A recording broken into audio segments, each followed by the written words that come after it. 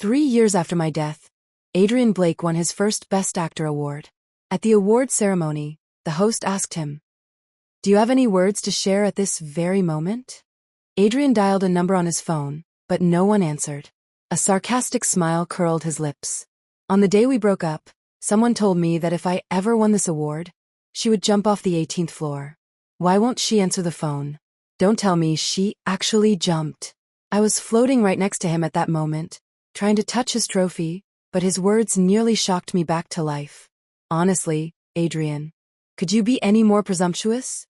Today was Adrian's award ceremony, marking exactly 3 years that I had been floating beside him.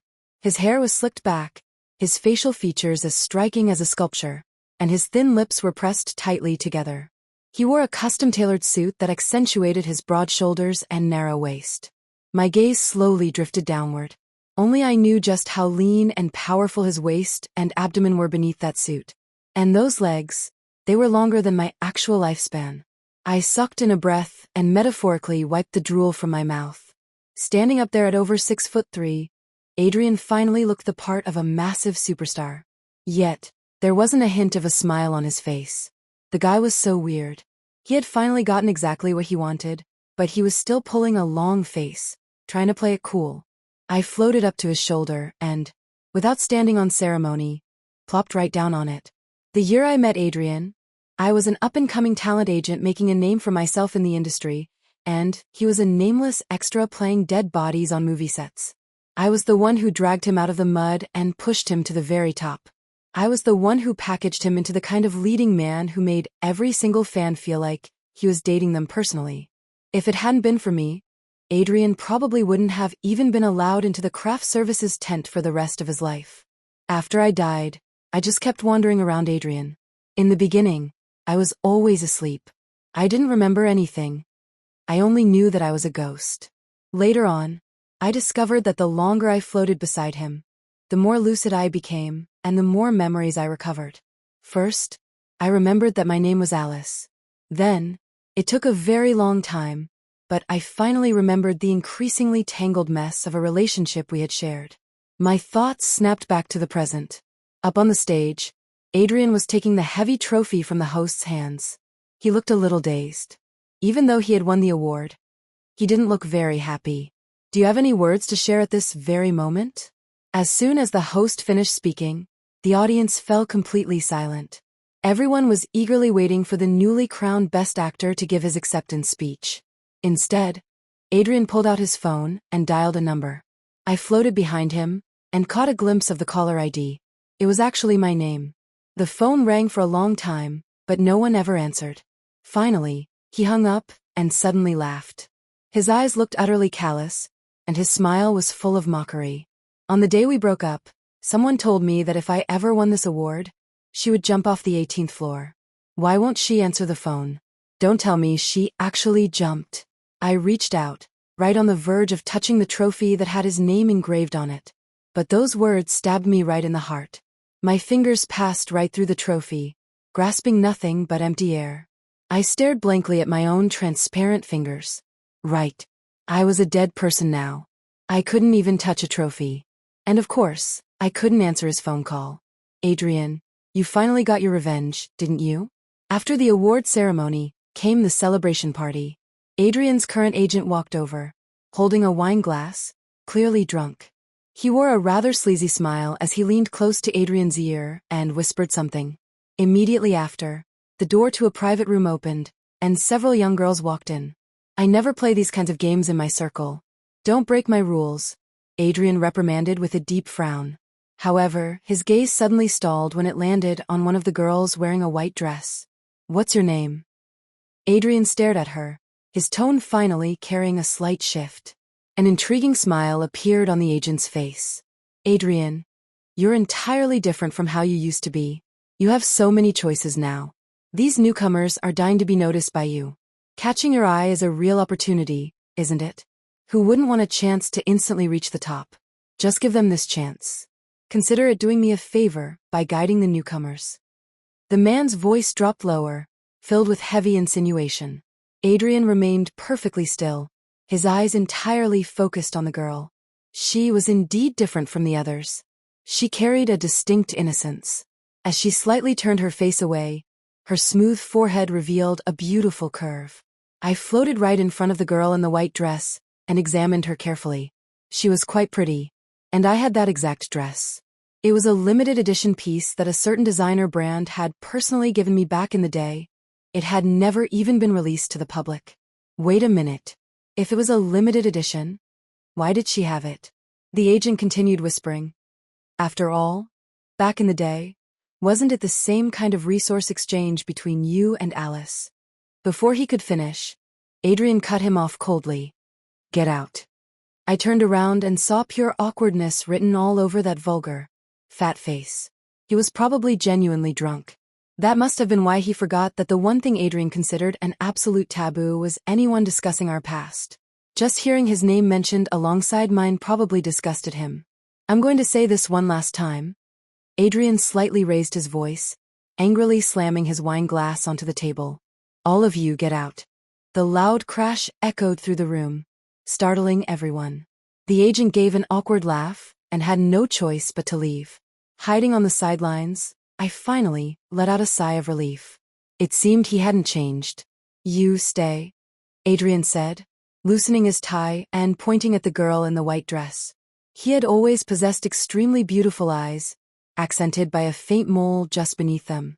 Right now, those slightly downturned eyes were tinged with an ambiguous red from the alcohol. The girl gripped the hem of her dress, looking somewhat overwhelmed by this unexpected favor. He was actually letting her stay. I was shocked. I had once told him that no matter how much power he gained in this industry, he should never use his status to take advantage of newcomers. Bullying young girls was the lowest of the low. It looked like he had long since thrown my words out the window. I couldn't help but feel nervous. Adrian stood up and approached her. He reached out and gently touched the sleeve of that dress. His face was slightly flushed from the drinks, but his eyes held a strange, lingering tenderness. Take it off, Adrian suddenly demanded. Then, he indifferently turned his back to her. I was so angry I started zooming frantically around the room. That bastard. Now that he had money, he had gone completely bad. The girl bit her lip, her hands trembling slightly until the dress fell to the floor. With her body completely exposed to the air, she wrapped her arms around herself, shivering gently. I couldn't stand to watch anymore. I charged toward the door, only to be immediately bounced back. In the next second, Adrian threw his own suit jacket over her. Who gave this to you? Don't wear clothes that don't belong to you. What if it belonged to a dead person? Wouldn't you feel deeply uncomfortable wearing it? At this, he gave a mocking laugh. Put it on and get out. I turned back around and stared in his direction. The girl's eyes were brimming with tears as she bit her lip hard. After wrapping the oversized suit jacket around her body, she whispered a quiet, "Thank you." I stopped at the doorway, suddenly feeling a burning gaze fixed upon me. Adrian picked the dress up off the floor and looked directly, flawlessly, at the exact spot where I was floating. His alcohol-laced eyes were like spring water, bright and exceptionally clear. That look made my heart skip a beat. I had a bad feeling about this. No way. Could Adrian see me? Panic set in. Alice. He called my name softly, his voice deep and cold. I panicked even more and frantically threw myself toward the door. But Adrian was already walking toward me, step by step. I didn't want him to see me. In that moment, the memory of our breakup suddenly rushed back into my mind. Adrian Blake. I'm bored of you. Let's break up. If someone like you can actually win Best Actor, I'll jump straight off the 18th floor. Back then, I had been sitting on the bed, speaking with a cruel and entirely nonchalant tone. While Adrian looked like he was losing his mind, his eyes bloodshot because of me. He had begged me, completely humbling himself, asking me not to break up with him. What else had he said? I couldn't quite remember right now. I also couldn't remember if I had actually kept my promise and jumped off the 18th floor. After all, I had lost my memories of how I died. But I could be certain that Adrian had truly loved me once. Yet, acting high and mighty, I had trampled on his sincere feelings and crushed his devoted love into pieces. He had every right to hate me. So, if he could see me, he would definitely curse me to death. After a chaotic swirl of thoughts, I just gave up and accepted my fate. Looking like a martyr ready to face the firing squad, I watched Adrian close the distance. He stepped right up until my body phased through something, and he stopped right in front of me, clutching the dress in his hand. As our eyes locked, it felt exactly like the old days. He raised his hand, reaching out toward me. Alice. I closed my eyes in resignation. But Adrian just swayed unsteadily, passing right through my body in a drunken haze. Finally, he hung the white dress on the coat rack. Frowning and hunched over, he meticulously tried to smooth out the wrinkles on the sleeves. From a distance, it looked exactly as if someone was standing there. It gave me the creeps. That empty white dress hanging there looked more like a female ghost than I did. Still, I let out a sigh of relief. He really couldn't see me. He just wanted to hang the dress up. Speaking of that dress, it was what I had been wearing the very first time I met Adrian on a film set. That year, an actress I managed named Stella had just weathered a terrible public relations storm. She was finally getting her groove back, and her career was looking up again. I managed to land her a role in a fantasy epic. It was director Solomon's first major production, an incredibly rare opportunity. As long as the script for this kind of genre was solid and the production value was high, it was guaranteed to draw a massive audience. I had always been perfectly clear-headed about what other people needed to do. But when it came to myself, I completely stumbled on that very set. The male lead of the show was a scrawny guy. There was a scene that required him to show his bare chest. But he looked terrible on camera, all skin and bones, completely lacking any cinematic texture. Unable to tolerate it any longer, the director decided to look for a suitable body double among the extras. That was when Adrian stepped forward. In front of everyone, he simply took off his jacket, leaving only a pair of dark trousers. Director Solomon, I'd like to try. His physique was indeed incredible, almost too good for someone who was just an extra. I was genuinely surprised that someone with no acting roles could maintain such rigorous physical discipline. Later, in that scene, Adrian played a young guard acting as the protagonist's double. He threw himself into a fight scene and was run through by a sword. Before dying, the bare-chested guard fell to his knees, his hands gripping the blade that had pierced him. Staring at the female lead, he said softly, "My lady, I will not live to see the dawn." Everyone else was standing behind Adrian, along with the cameras. Their eyes were fixed on his muscular back, unable to see his face. I was the only one standing in front of him, purely by chance because I had stepped aside to smoke. Adrian's eyes were rimmed with red. He looked so heartbreakingly sad, as if his entire being would shatter at the slightest touch. Staring into those eyes, it took me a long time to snap back to reality. That was when I realized I had been completely pulled into the scene. He acted so beautifully that it almost made me want to cry. That moment felt like a crack had opened up exclusively for me. I was the only one who happened to catch the brilliant light pouring out of it. When the director yelled "cut," everyone started clapping, myself included. But while everyone else was cheering for the supporting actress's performance, I was applauding Adrian's death scene.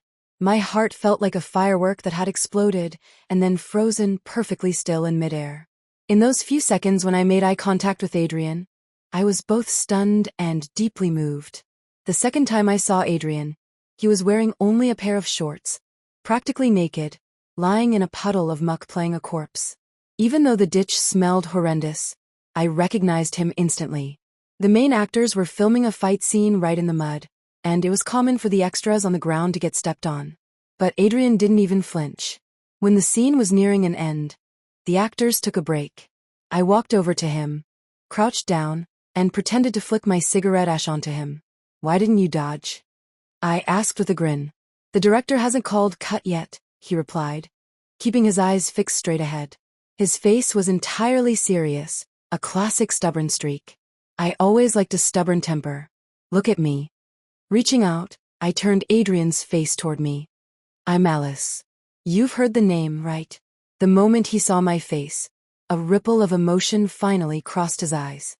I felt quite pleased with myself. "Buy me a slice of pizza, and I'll sign you." I thought Adrian would eagerly seize the opportunity and be eternally grateful to me. At the very least, anyone else would have done exactly that.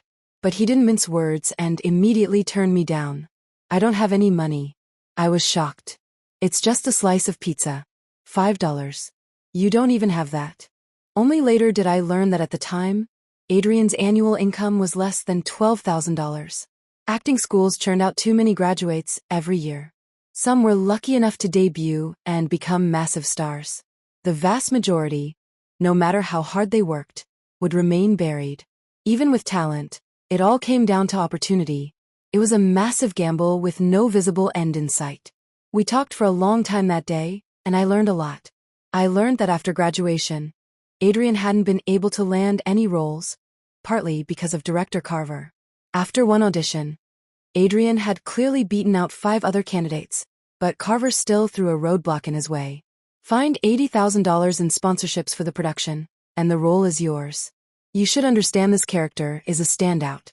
Even if I don't give it to you, whoever plays it will become a star. So, whoever brings in the money gets the part. In reality, that $80,000 would have gone straight into the director's own pocket. He had also received an even more shameless proposition from Carver. If he couldn't come up with the money, he could accompany the investors to dinner. If he kept them happy and willing to open their wallets for the crew, the role would still be his. Adrian punched Carver in the face. From that day on, he was constantly suppressed by Carver's circle. Sometimes, he was even ostracized by the other extras on set. I also learned that when he wasn't acting, he spent all his time grinding, watching movies, studying scripts, and working out. He never relaxed for a single moment. That was exactly why he had been able to seize that opportunity to be a stunt double. If I'm not fully prepared at all times, I won't deserve to catch any opportunity when it finally arrives. Adrian's tone was incredibly casual, but I could hear the unwavering persistence beneath it. Through all those years of waiting, even without a single role, he had guarded his inner fire, fighting back against the cold indifference of the world. That was Adrian Blake. Somehow, my mind drifted back to the death scene he had performed on set that day. Adrian, do you dare to make a bet with me? I rested my chin on my hands and curled my lips into a smile. I'll treat you today. But if one day, we win this bet and you take home that Best Actor award, remember to pay me back for this meal. He tilted his head back, finishing the drink in his cup. His eyes were half joking, half serious. My luck has always been terrible. What if you bet on me and lose? At the time, I didn't answer him. But in my heart, I thought, Adrian, I will definitely stay by your side until you see the dawn. Adrian seemed to finally recover a sliver of clarity. Carefully putting the dress away, he grabbed his trophy and left the private room. The moment he pulled the door open, I immediately followed. He put on a face mask, pulled the brim of his hat down low, and zipped his jacket all the way up to his chin. Walking hurriedly, he looked no different from an ordinary pedestrian. He even intentionally took the back exit to avoid the reporters and camera flashes waiting out front. I felt a pang of sadness. On a night of such massive success, Adrian should have been at the celebration party, with a date on his arm and glasses clinking all around him. He should have been crowned by the envious gazes of thousands. But here he was, entirely alone, completely lacking the glory of an award winner. I shook my head, sighing in disbelief. It was past midnight. After stepping outside, Adrian hailed a cab to Ashwood Cemetery. When he gave the address, I couldn't help but be taken aback. He really must have drank himself stupid. What kind of best actor goes to a graveyard the night he wins his award? Wait a minute. Could it be he was going to see me? After arriving at the destination, Adrian got out of the car. The night wind was fierce, whipping his jacket around. I didn't know if he was cold, but he stubbornly marched up the small hill. He finally stopped in front of a tombstone. It was pitch black, and I couldn't see a thing. I was profoundly moved. You're a good guy, I thought. Even after winning the award, you didn't forget to tell your former agent and ex-girlfriend. Adrian bent forward slightly, leaning half his body against it. His hands tightly gripped the edge of the stone, and his body began to tremble. He looked overwhelmed by suppressed pain, letting out faint, muffled sobs. Then, he pulled out his phone. As the light from the screen flashed briefly across the stone, I finally saw the words carved into it. My name wasn't on the monument at all. Instead, carved in bold, square letters were the words, Adrian Blake. I almost spat out nothingness. All my emotional feelings were instantly wasted. This wasn't even my grave. But why the hell had he carved his own name on a tombstone? And when did he do this? Seriously, what was this guy doing? My mind spun, and I could already imagine how the media would spin this tomorrow. Best Actor Adrian Blake spotted in cemetery on night of win, erecting tombstone for himself to celebrate. Or, Adrian Blake has late-night breakdown at graveyard. Method acting or genuine collapse? I pressed a hand to my forehead, finally unable to hold back a scolding. Adrian, you idiot. I've been dead for so long, and yet you still make me worry about you. You're completely drunk this time, and I literally have no way to help you back home. As soon as the words left my mouth, I saw Adrian's back give a slight tremble. Yes. This time, I trusted my own eyes. I was 100% certain that Adrian had just reacted to my words.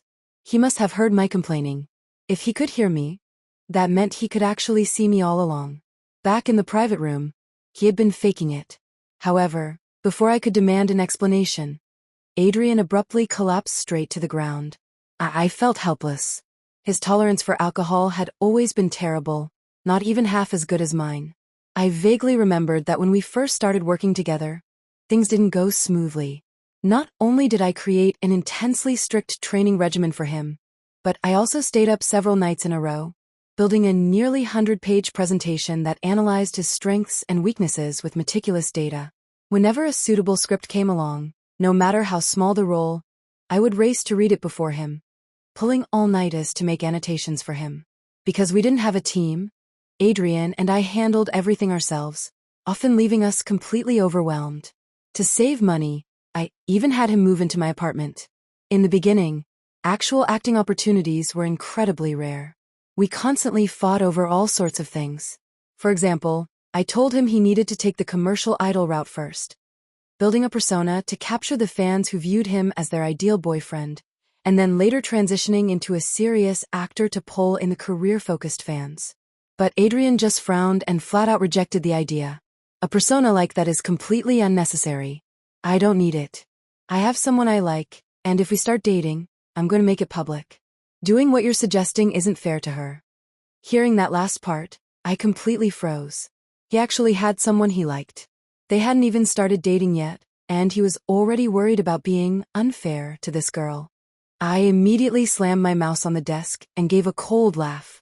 Fine, Adrian. You're the most noble guy in the world. Then get out right now.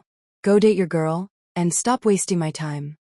Without waiting for him to explain, I shoved him out the door and told him to pack his things and leave. But Adrian didn't end up leaving. That night, I got a call from a friend of his, saying Adrian was drunk and making a complete fool of himself outside. I was exasperated, but I went to pick him up anyway. That was the first time I had ever seen Adrian drunk. He looked like an absolute idiot when he saw me, just smiling relentlessly. I didn't say a word. I just threw his arm over my shoulder and propped him up as we walked. Our shadows overlapped on the ground, swaying unsteadily. Halfway home, he suddenly sat down on the ground, tugging at the hem of my shirt. He sounded incredibly wronged and pleaded with me. Alice, I'll do anything you want. Just please, no fake persona, okay? I glared at him sideways. What the hell does that have to do with me? Adrian's eyes were brighter than the stars in the sky. Looking at me with intense seriousness, he said, Alice, I like you. The sudden confession made my heart skip several beats. I turned my face away, trying to hide my burning cheeks. How many glasses did you have to get this drunk? Why are you starting to talk nonsense? He was like a stubborn child, refusing to let it go. I'm not drunk, and I'm very clear-headed. If I hadn't tricked you into coming out here, I wouldn't have had the courage to say this. Even though my heart was bubbling with joy, I kept up a tough front. I boss you around about absolutely everything. What exactly is there to like about me? Aren't you afraid that if word gets out, people will say you slept your way to the top and are just living off a woman? Adrian earnestly grabbed my hand. People can say whatever they want. I just think you're perfect in every way. He lowered his head, laughing foolishly. Alice stays by my side. Alice works so hard. But you wouldn't have had to work this hard if you hadn't chosen me. I really just don't want to disappoint you. He covered his face, his voice filled with exhaustion and defeat. I knew it hadn't been easy for him, either. High-frequency auditions, endlessly waiting for callbacks, yet never receiving any positive reinforcement. Enduring that day after day, There were bound to be moments when life felt incredibly bleak. He was like a toy inside a mystery box, passively waiting for the moment he would finally be opened. My eyes grew hot. I leaned down and hugged him. Drunk Adrian was so much cuter than sober Adrian. He wasn't stubborn. He was willing to soften up, and he spoke the absolute truth. I'm definitely going to win that award and make a lot of money. When the time comes, we won't be eating $5 pizzas anymore. I'm going to invite the entire industry to attend our wedding. His warm breath brushed against my ear as he kept giggling. I don't know if it was the hazy atmosphere of the night, or if Adrian's mouth was simply too sweet. Thoroughly bewitched, I agreed to his terms. By the end of that night, Adrian had kissed me until my legs were weak, and then his drunken self had carried me all the way home on his back. That was also the night Adrian compromised. He agreed to follow my plan. Establish a persona first, then transition later. However, I added one strict condition. No matter what happened, he was never to publicly announce our relationship unless I explicitly agreed to it.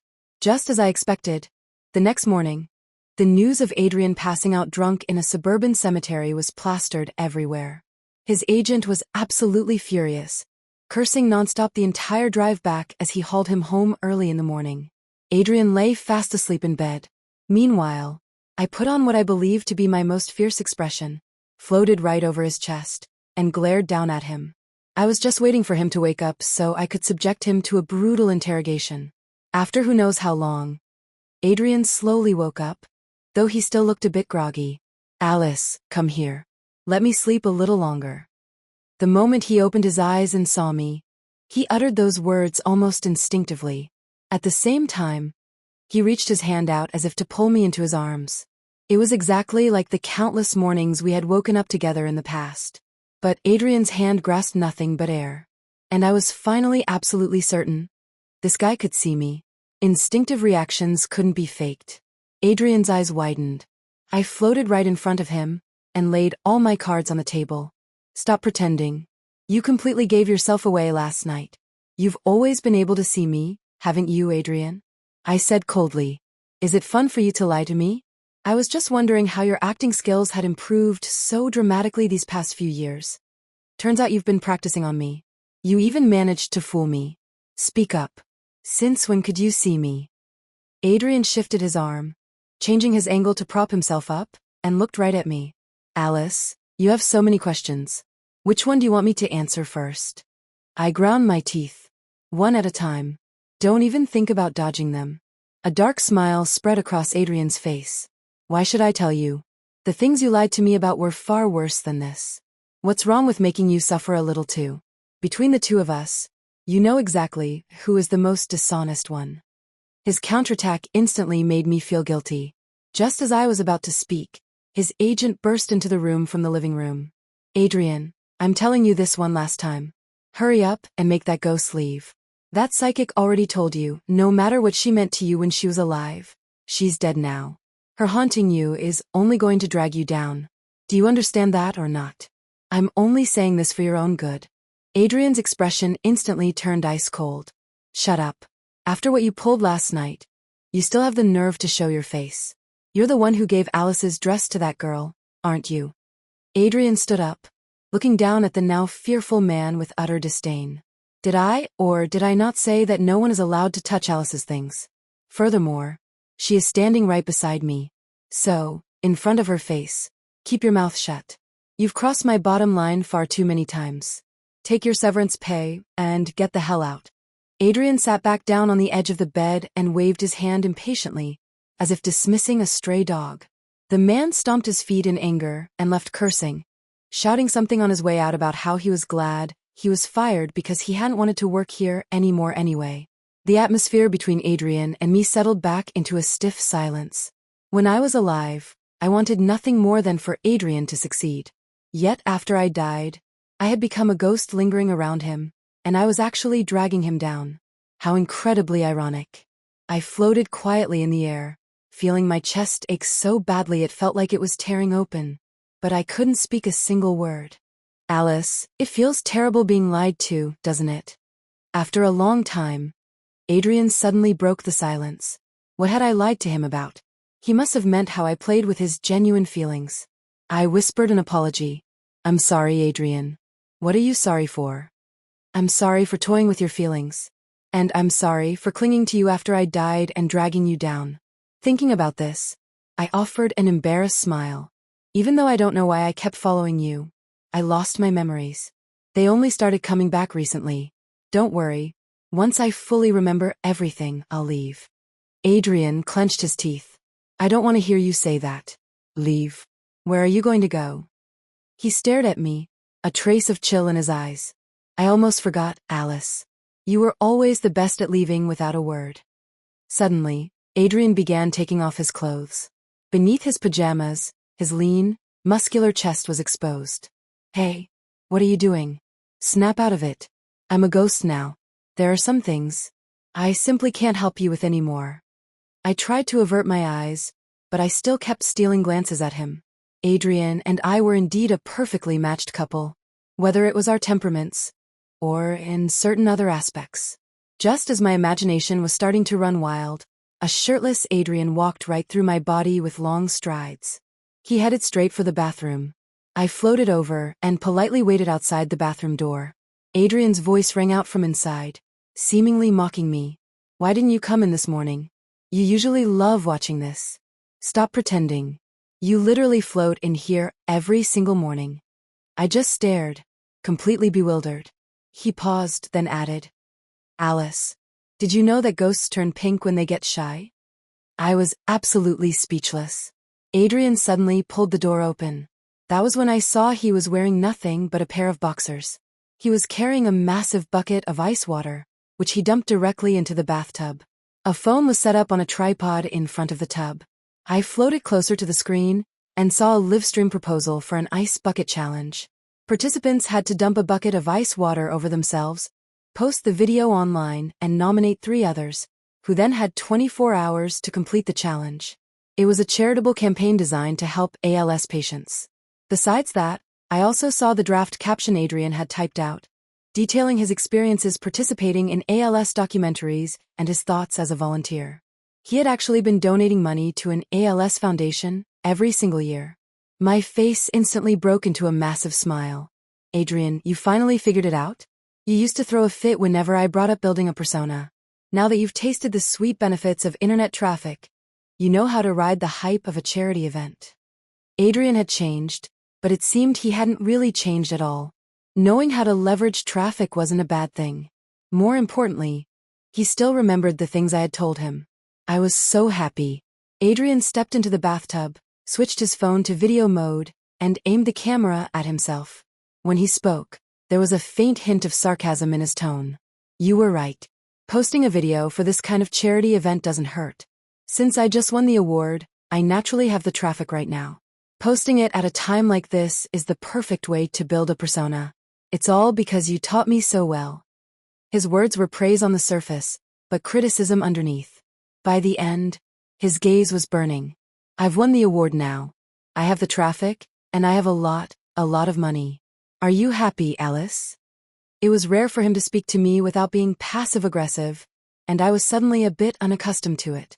But I didn't know how to answer his question. Was I happy? I didn't know.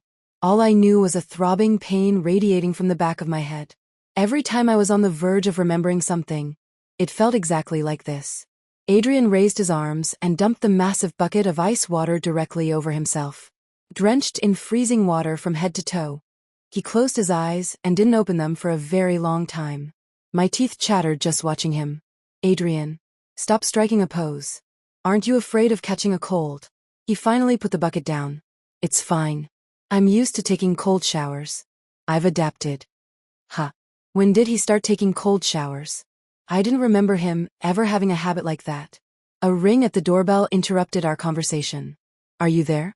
It's me. A woman's voice drifted through the door. It sounded timid and very young. I looked at Adrian with a teasing glint in my eye. In the 3 years I had been following him, ever since my memories began, I had never seen a woman around him. Or was it that he was just incredibly good at hiding them? I hadn't expected the person looking for Adrian to be the girl from the private room yesterday. Holding a massive bouquet of flowers, her pure, pretty face peeked out from behind them. You really do live here, she said, letting out a sigh of relief. But Adrian simply frowned and asked, "How did you find this place? We aren't close, and I am not going to offer you any shortcuts. If that's what you're hoping for, I suggest you leave right now." "Hello, my name is Beth," the girl explained loudly, terrified that he was about to shut the door on her. "I came here today to say thank you." She shoved the flowers into Adrian's arms, her face flushing slightly. "That day, I wore someone else's dress and approached you on purpose. You told me to take my clothes off, but then you turned your back and didn't even look at me. And afterward, you lent me your coat." She didn't continue. Biting her lip, her face turned crimson. I knew she was thanking Adrian for allowing her to keep her last shred of dignity. Perhaps she had been deeply conflicted about whether or not to use that kind of shortcut to achieve fame faster. Adrian's actions had clearly given her the push she needed. "You don't need to thank me.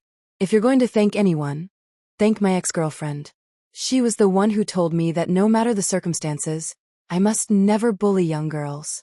As he said this, Adrian leaned against the doorframe and looked right at me. I puffed out my chest with immense pride. Beth's eyes widened slightly. "Your ex-girlfriend? The one you mentioned at the award ceremony? The one who said she'd jump off the 18th floor?" I watched Adrian nod. His gaze grew distant, and a soft smile touched the corners of his mouth. "Yes. But she didn't jump off the 18th floor. If she were still alive..." Adrian lowered his eyes, his smile turning helpless. He placed the bouquet of flowers on the ground, refusing to accept them. I'm so sorry." Realizing she had misspoken, Beth immediately stopped and bowed repeatedly. "This is your suit jacket. I've already had it cleaned. Senior, I promise I will walk the right path from now on. I want to achieve what you have through my own hard work." Dropping those words, she left awkwardly.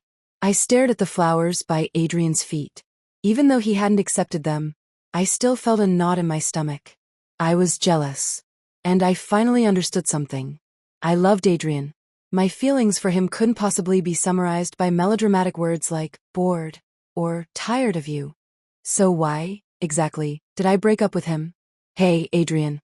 You didn't actually fall for her, did you?" Adrian couldn't help but laugh. "You really haven't changed one bit. Alice, back when I filmed my first kissing scene, you acted like you didn't care at all. But on the way home, you were so incredibly jealous, throwing a tantrum the entire ride. Then your leg cramped up, and you demanded that I carry you on my back. You secretly cried and smeared a whole layer of foundation onto my shirt. Do you remember what you told me? You said that no matter who I kiss while filming, the only person in my head has to be you." His brow relaxed, clearly recalling a very warm memory. Adrian reached his hand out, passing his fingers right through mine in the empty air, as if trying to interlock them with my own. After grasping at nothing several times, his smile finally froze. We both knew he could never hold my hand the way he used to, yet he stubbornly gripped the empty air, as if fighting against something unseen. He continued, "I never filmed another kissing scene. All these years, every day and every night, the only person in my head has been you." Those words made my heart ache so intensely it felt like a gaping hole was being ripped open inside me. I forced myself to float right up to him and caught a fleeting emotion in his eyes. He looked overwhelmingly sad, but he quickly reverted to his normal expression. That look made my very soul ache even more. My vision went completely black, and I fell backward, feeling as though I were drowning in a deep sea. The lost memories wrapped around me, finally piecing themselves together completely. Adrian was right. I was a liar. The day he finally landed the lead role, he told me the good news before anyone else, and I trembled with excitement.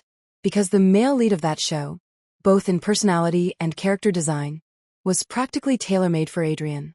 I was absolutely certain he was going to explode in popularity. But I didn't expect the trembling to last so long. It lasted until I completely lost control, staring in horror as my hand spasmed uncontrollably. A glass of water shattered on the floor. It wasn't the first time this had happened. My eyelids or random muscles in my body had occasionally twitched for a long time, but back then, I hadn't thought much of it. Later, my calves began cramping frequently, and I started having trouble standing steadily. I slowly realized that I might be sick. It wasn't until I went to the hospital for a checkup that the unfamiliar words on the diagnosis completely confused me. Motor neuron disease. I didn't understand what that meant, but I understood the other 3 letters the doctor said. ALS. After going home, I researched it on my phone behind Adrian's back. When he called me out to eat, I didn't answer. I was crying, looking at photo after photo of patients. Even though they all looked optimistic, the immense suffering brought by the disease was written out in stark black and white beside them. I was going to become like that, or possibly even worse. Not only would I need constant care, but I would also become incredibly ugly. And most importantly, this disease had no cure. I would become a burden to Adrian, dragging him down until the day I died. And worse, if he knew I had this incurable disease, he would inevitably pour all of his energy and money into saving me. I hid everything. I started intentionally picking fights with him. I said every cruel thing I could think of, blaming it all on being bored of him. And then I moved out of our home. But Adrian eventually found out the truth anyway.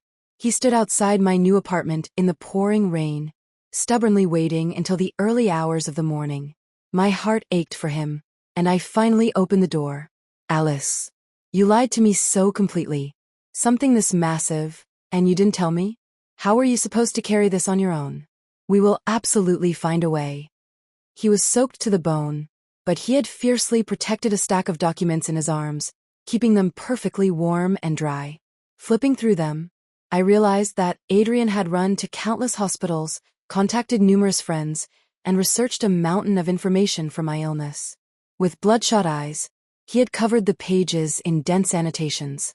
I had lied to him and driven him away with the cruelest words imaginable, yet he was still desperately trying to find a way to help me. My tears finally broke through the dam. I simply couldn't keep playing the part of the heartless, cruel woman anymore. All I could do was cry while trying to push him out the door.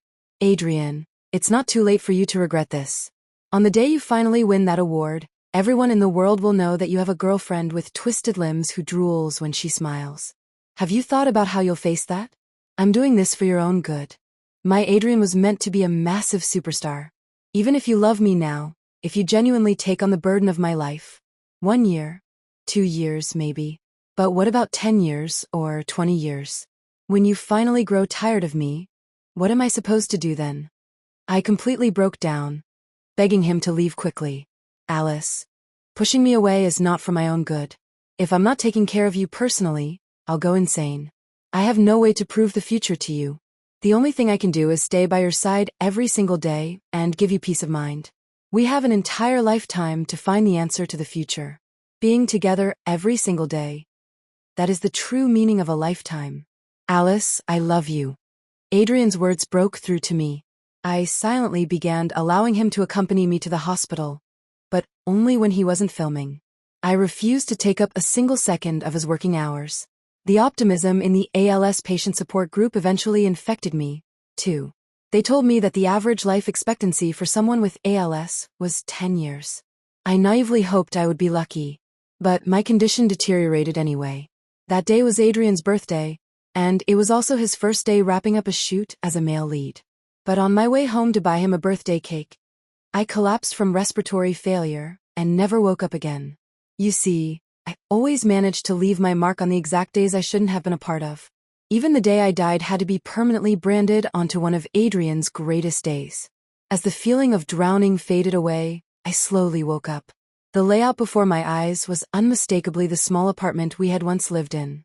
I didn't know how long I had been unconscious, and I had no idea how Adrian had managed this. The warm, dim lighting inside the room made everything feel incredibly cozy. I could hear the clatter of pots and pans. Adrian was busy in the kitchen. On the living room table sat a birthday cake and an entire feast. It was so beautiful here. In the summers, the power used to go out occasionally. Whenever that happened, Adrian and I would grab snacks and sit on the balcony in the dark, waiting for the lights to come back on. He would always dig out the perfect center bite of the ice cream and save it for me. Though those overly sweet memories usually ended with us rolling into bed together. So many more memories came flooding into my mind. But I was a ghost. I couldn't cry tears. At this very moment, the man I loved was busy in the kitchen. The room was small, but it was overflowing with the scent of happiness. If I were still alive, this scene would have been overwhelmingly heartwarming. I floated up right behind Adrian. I originally wanted to make a funny face to scare him, but I was worried he might cut his hand. So, I just poked him in the back. Looking down at my fingers, I realized they seemed different from before. Actually, I had noticed it a while ago. The more things I remembered, the more transparent my body seemed to become. Adrian. I remember everything now. The figure busily working away paused. I continued. Are you stupid or what? Why are you cooking so much food? Can you even finish all of this by yourself? He turned around, reached out to touch my cheek, and said with absolute adoration, You're the stupid one. These are all your favorites. I cooked them all for you. Adrian carried a plate of fruit to the table and sat down. Alice, we're home. Celebrate my birthday with me one more time. He spoke with incredible care. He didn't say why, but we both knew the reason perfectly well. I floated over and sat across from him. My heart was burning, crumpling in on itself. Then hurry up and put the candles in. I'm going to sing you happy birthday, I said, forcing a cheerful tone. Your taste in cakes is so much better than mine. I rested my chin on my hands. Adrian lit the candles, and I urged him to make a wish. He closed his eyes. I didn't know what he was silently wishing for. I kept trying to guess. This idiot wasn't wishing for some foolish thing like my resurrection, was he? He better not waste an opportunity for a long, healthy life on me. Adrian opened his eyes. The edges of his eyes were slightly red, as if he were desperately trying to suppress his emotions. I pursed my lips and used every ounce of my strength, trying to blow out the candles on the cake in front of me. But after trying for a long time, I still couldn't do it. After a long pause, I forced out a smile that looked uglier than crying. I don't think I have the strength to blow them out. I tried my hardest to act lively, just to make myself look a little happier. I'm sorry, Adrian, for dying on your birthday. And I'm sorry for saying all those cruel things. Actually, I love you so much, too. Adrian's hands clenched tightly into fists. He seemed to be trying equally hard to smile as he whispered repeatedly, Alice, it's okay. It's okay. I asked, What did you wish for? I wish to live a long, long life, he said, his voice choking slightly. I was incredibly satisfied with that answer. Staring deeply at the lover I could never again touch, I pleaded earnestly, Live a good life. And then, forget about me. Adrian, please. Hearing my words, Adrian could no longer maintain his smile. I knew he was entirely unwilling. Okay. That was my final wish. I suddenly felt that, as a ghost, I was actually quite lucky. I had wanted Adrian to win that award, and I got to watch with my own eyes as he climbed step by step to the very top. I had wanted him to still love me, and he had held on to me for all these years. I had wanted to make up for the regret of missing his birthday, and I wanted him to live a long life. With that thought, my heavy body suddenly became weightless. I watched as Adrian lunged across the table, trying to catch me in his arms. But I was floating higher and higher, becoming more and more transparent. Adrian, I love you the most. My voice vanished into the wind. But my dearest Adrian, I lied to you again. If you can, please forget about me slowly. Because in every single dimension of life, I will always love you the most. Epilogue. Alice slowly faded away into the wind. She always loved looking beautiful, and even as she disappeared, she scattered into glittering, crystalline dust. Adrian reached out, picked up a fork, and picked up the long cold food. Every single dish here was one of Alice's favorites. They were the exact same dishes he had prepared early and left waiting at home on the day she died. He had waited for her for a long time that day, skipping the wrap party for the film, his mind entirely focused on celebrating with her. But Adrian never got to see Alice again. All he got was a crushed cake in a hospital corridor and Alice's ice-cold body. He had always been an orphan without any ties. With Alice gone, he no longer had anyone he loved left in this world. What was that feeling they always talked about in scripts? All right, having your heart pierced by 1,000 arrows. That night, sitting outside the morgue, Adrian felt as though he had died over and over again. When that show aired, just as Alice had predicted, he exploded in popularity. Adrian took the entire industry by storm. Overnight, countless people loved him. Every single frame of him on screen was magnified by millions of fans who screamed for him, calling him walking testosterone. He began using that massive wave of traffic to focus his energy on ALS charity campaigns. He participated in documentaries and donated vast sums of money. And he helped with many other rare diseases as well. Everyone thought he was just trying to do charity to build a good public persona now that he was famous. In reality, Adrian simply hoped to reduce a little bit of the same suffering in the world, even if what he could do was incredibly small. Besides, if Alice could see it, she would definitely be very happy. Countless nights, late in the dark, Adrian would dream of the cruel words Alice had said to him. He would also dream of sitting outside the hospital morgue, all alone, holding a crushed cake. He would jolt awake and then spend the rest of the night unable to sleep, staring blankly until dawn. Every single nightmare Adrian had was about Alice leaving him. Yet when he woke up, he would realize she had already been gone for a long time. Alice had lied to him just to leave, and then she abandoned him first. Alice was a liar. Adrian was eventually forced by his company to undergo a psychological evaluation. The doctor told him that in his current state, he shouldn't be acting. He needed to rest as he was already exhibiting severe depressive tendencies. Oh, and the doctor also prescribed him a thick stack of medications. The moment he walked out of the hospital doors, Adrian threw all those pills straight into the trash. What did the doctor know? Acting was the only thing that made him feel like Alice was still alive. How could he possibly give it up? Until one day, Alice's spirit appeared in his bedroom. At first, Adrian was ecstatic.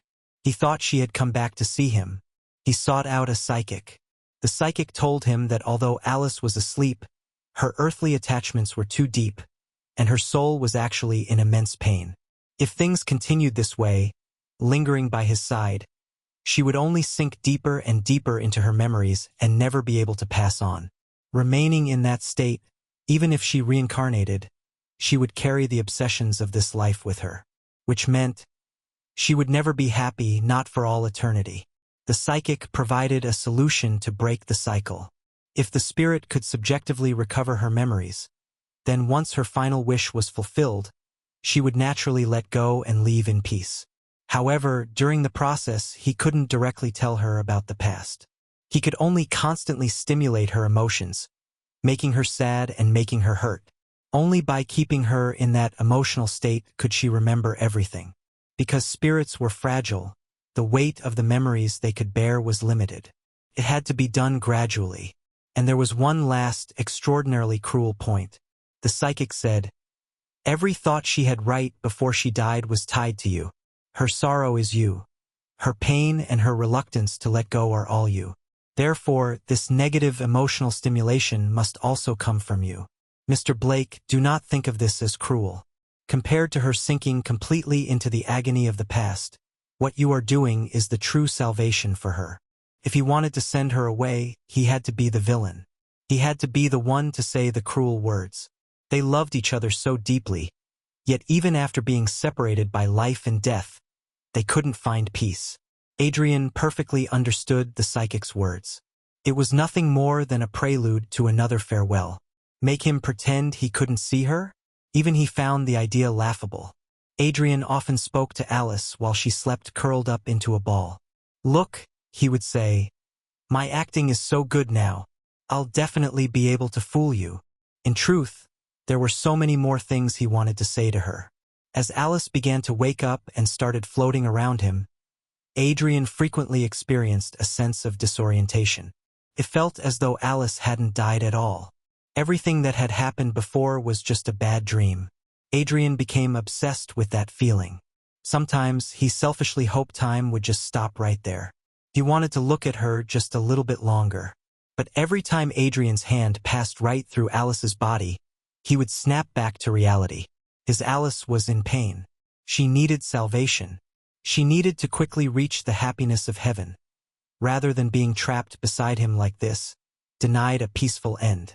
On the day he won the trophy, Adrian watched Alice arch her back, desperately trying to touch the award in his hand.